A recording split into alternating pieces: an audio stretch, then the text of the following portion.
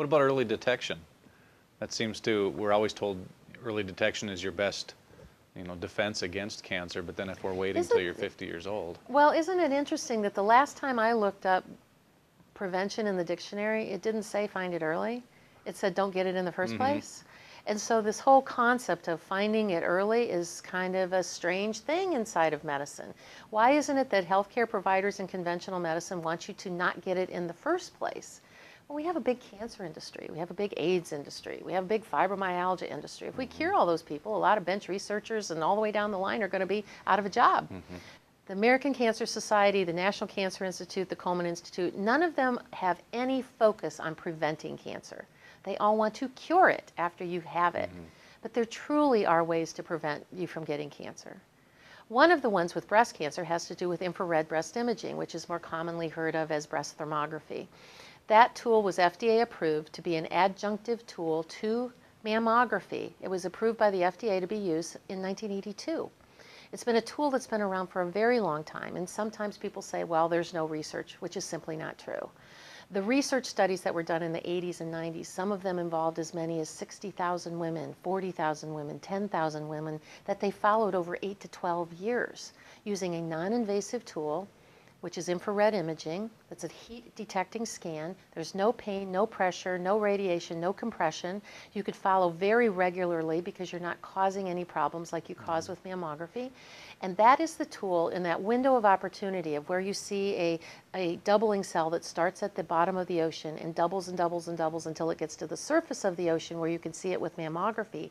That 7 to 8 year period of time where that tumor is evolving, that's the window where you can find that with infrared breast imaging.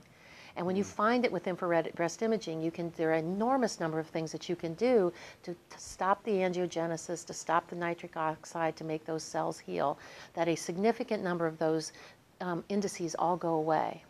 And if we could use that tool with regularity, and let's say that we only stopped 20% of breast cancers, oh my, wouldn't that just be a tragic thing? Why isn't that being used more regularly? It's not used for a couple reasons. One is because the insurance industry doesn't cover it, and unfortunately people are of the mindset, if my insurance doesn't pay for it, I can't do it. You know, if their car insurance doesn't pay for a repair, they would pay for the repair of the car. If their homeowners doesn't cover for something, they would pay for the repair of their house. But oh my, if my insurance doesn't pay for it, I don't want to pay to repair me. I don't want to do that. So that's the one thing. Infrared breast imaging is not covered by insurance.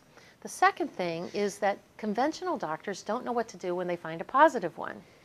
When you go and you get one of these scans, it's scored on a scale of 1 to 5, with 1 and 2 being normal, benign, 3 being kind of equivocal, maybe there's something there, maybe there's not. 4 and 5 are high risk, like maybe there's something really is evolving here. When you get a 4 or 5 score back on your infrared breast image or your thermogram, at that point, conventional standards would be that you would get a mammogram to see if there was anything going on in the tissues.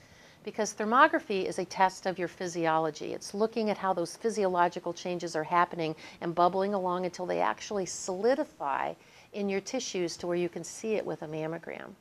So if you took a bad thermogram and you went and had a mammogram from it, and there was nothing there, the doctors wouldn't know what to do with it. Most conventional doctors have no idea about nutrition and supplements and iodine and lifestyle, so they would tell the woman that was a false positive. They just took your money and gave you something to worry about. There's nothing there. You don't need to be concerned.